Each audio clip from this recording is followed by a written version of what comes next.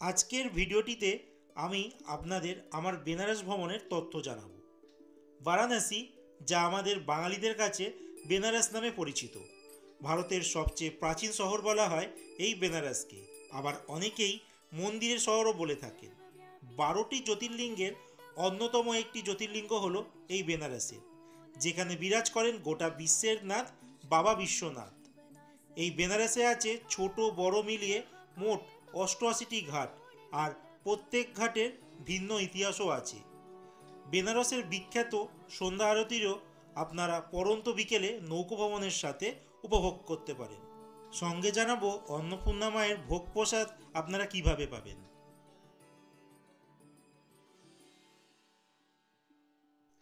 কলকাতা থেকে বেনারস যাবার অনেক ট্রেনই আছে, তবে আমি গিয়েছিলাম সাপ্তাহিক সপ্তবেদী এক্সপ্রেসে করে, যার ভাড়া পড়েছিল থার্ড এসি 980 টাকা।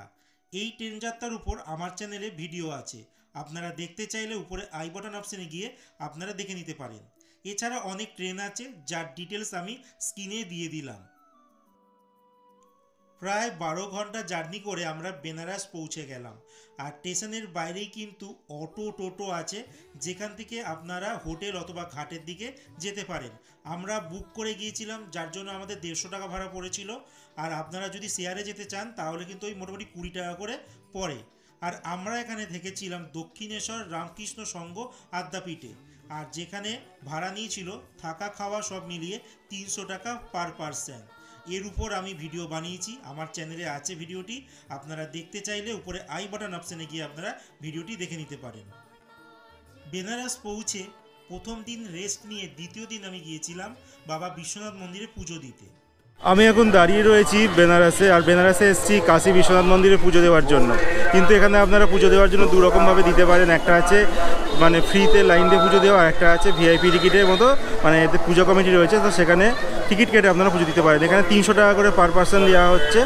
যখন ধরুন খুব বেশি ভিড় হয়ে যাবে তখন আপনারা এই টিকিটটা কাটতে পারেন, আর এই টিকিটটা কাটলে কি হয় আপনাদের একটু আগে হয়ে যাওয়ার চান্স থাকে।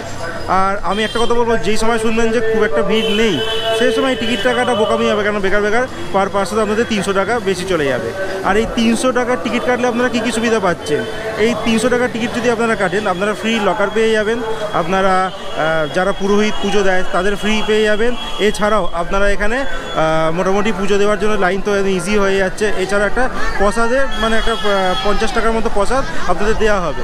তো এই মোটামুটি সুযোগ সুবিধা পাবেন। হয়তো আমি দেখিয়ে দিই কোন জায়গাটা থেকে আপনারা এই সুযোগ সুবিধাটা পাবে। এই দেখুন, দেখতে পাচ্ছেন এই জায়গাটাই যে সামনে, এখান থেকে কিন্তু আপনারা একমাত্র 300 টাকার অনলাইনে একটা রেজিস্ট্রেশন করতে হবে। এইটা অনলাইনেও রেজিস্ট্রেশন করা যায়, আর অফলাইনে যারা আসবেন তারা দিনেরটাই দিনে করতে হবে। আর এইখানে এসেই আপনারা বুকিং করে নিতে পারেন। তো যাই হোক, আমি 300 টাকা টিকিট কাটবো না, আমি ফ্রি লাইনে থেকে পুজোটা দেবো, কমপ্লিট করব। তো আপাতত আপনাদের দেখিয়ে দিলাম এখানে 300 টাকা থেকে আপনারা কিন্তু এটা টিকিটটা কাটতে পারেন।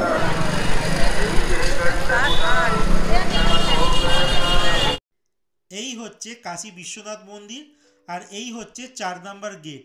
এই গেট দিয়েই আমরা মন্দিরের ভিতর প্রবেশ করেছিলাম পুজো দেবার জন্য। আর মন্দিরের ভিতরে কিন্তু ক্যামেরা আর মোবাইল ফোন কিন্তু অ্যালাউ করে না।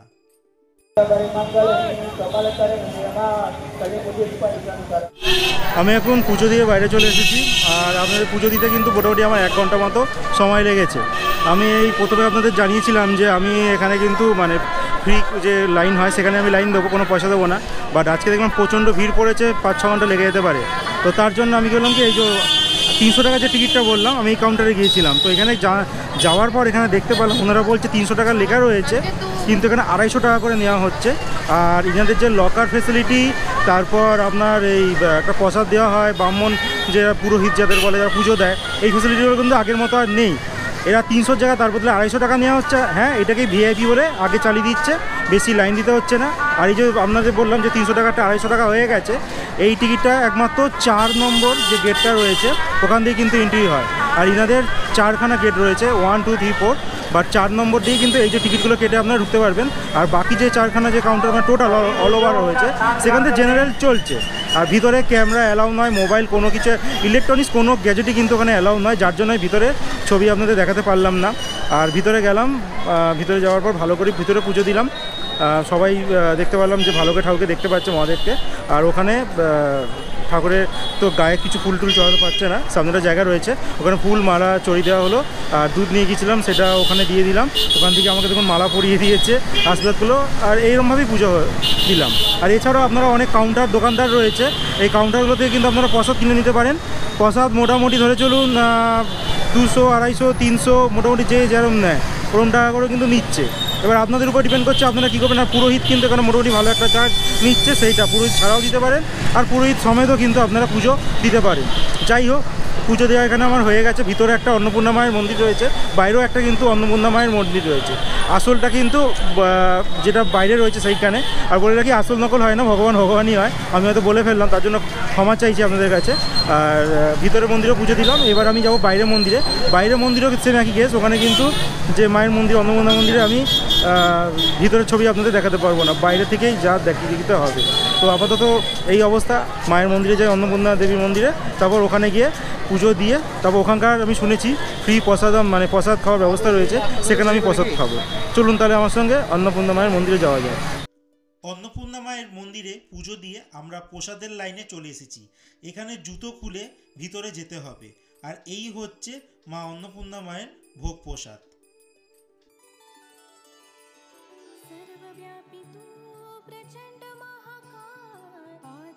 আমি এখন দাঁড়িয়ে রয়েছি বেনারসের শিবালা ঘাটে। আর এই শিবালা ঘাটে এসেছি আমি বোটে করে সমস্ত ঘাট দেখব বলে।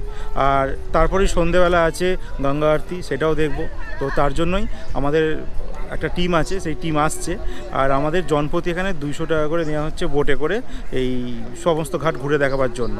আর আপনাদেরও বলবো, যখন আপনারা বেনারসে ঘুরতে আসবেন অতি অবশ্যই এই বোটে করে কিন্তু গঙ্গা ভবনে বেরোবেন। আর সমস্ত ঘাট এখানকার তারা দেখাবে, আর কী ঘাটের কী মহত্ব সবই কিন্তু আপনাদেরকে জানাবে। এবার সেটা গাইডের উপর অবশ্য নির্ভর করছে, সব গাইড জানায় না, বাট ম্যাক্সিমামই কিন্তু জানিয়ে দেয় যে কোন ঘাট কী মহত্ব রয়েছে, সব নানা রকম জানিয়ে দেয়। তো আপাতত আমাদের টিম আসেনি, আসুক। আর বোট আমাদের মোটামুটি একজনের সাথে কথা বলা হয়ে গেছে, আমাদের কয়জন হয় আগে দেখি।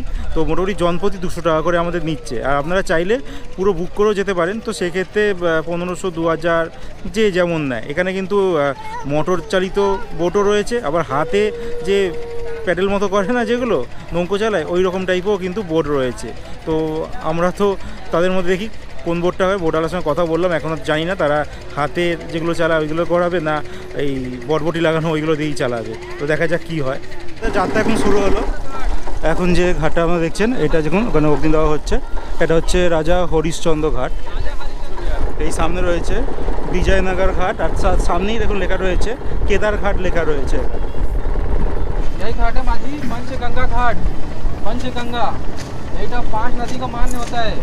यही खाने इस साइड में इलाहाबाद पड़ता है। इलाहाबाद में त्रिवेणी संगम है, गंगा यमुना सरस्वती संगम होकर के एक खाने आ रही है। उत्तर वाहिनी उत्तर की तरफ बह रही है। यही घाटे में 2 नदी और आती है, गिरना दूध पापा। गिरना दूध पापा, यहाँ 2 नदी गुप्त है, वो जमीन के अंदर से आता दिखता नहीं है, इसीलिए 5 नदी का यहाँ मान हो गया। 3 नदी इधर से बह के आ रही है इलाहाबाद से, 120 किलोमीटर आगे से गंगा यमुना सरस्वती का संगम होता है इलाहाबाद में, प्रयागराज में। वहाँ संगम होकर के ऐसे आ रही है, उत्तर वाहिनी उत्तर की तरफ बह रही है। अब कलकत्ता जा रही गंगा सागर, यही घाटे पे 2 नदी और मिल जाता है, गिरना दूध पापा, इसीलिए 5 नदी का मान हो जाता है। पंचगंगा घाट नाम पड़ा है। तो कार्तिक मास से खाने 1 महीना स्नान अभी होता है, 1 महीना भी स्नानिया चल रहा है। अभी कार्तिक मास चल रहा है ना, अभी स्नानिया होता है। सुबह में बहुत भीड़ होता है यहाँ स्नान के लिए, साउथ वाले लोग बहुत मानते हैं। आप सुबह आएंगे ना, ये घाटे आपको भीड़ मिलेगा।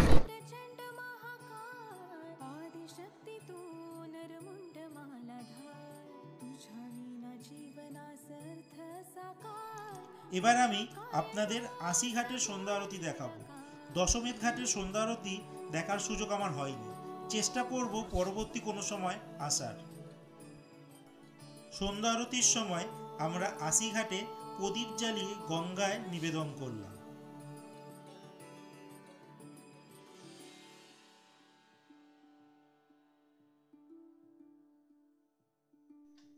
ভিডিওটি ভালো লাগলে সবার সাথে শেয়ার করার অনুরোধ রইল।